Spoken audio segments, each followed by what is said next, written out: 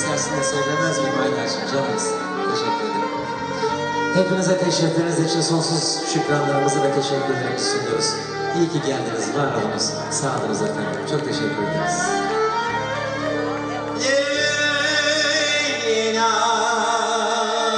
Ela gözlü bir çöl ahusu,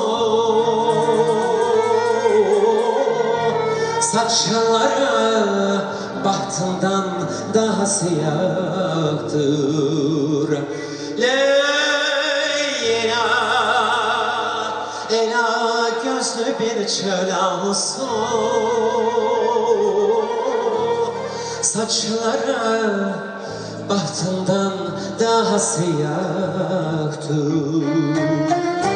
Bu akşam rüyamda Leyla'yı gördüm. Derdini ağlarken yanan bir muma, İpek saçlarını elimle ördüm ve bir kement gibi taktım boynuma. İpek saçlarını elimle ördüm ve bir kement gibi taktım boynuma. Bu akşam rüyamda Leyla'yı gördüm.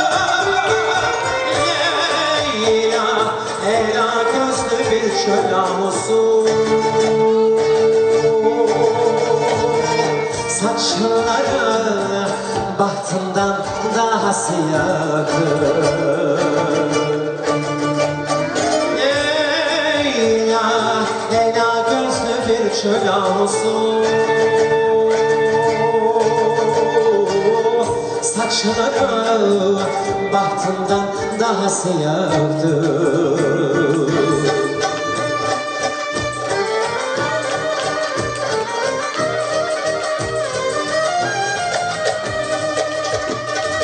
Bir damla inciydi kirpiklerinde,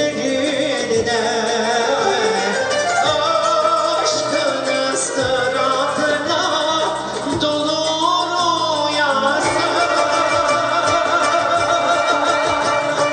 Bir başka güzellik var kederinde, bir başka güzellik ruhunun yası.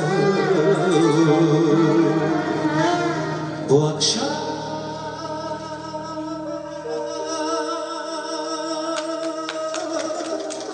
rüyamda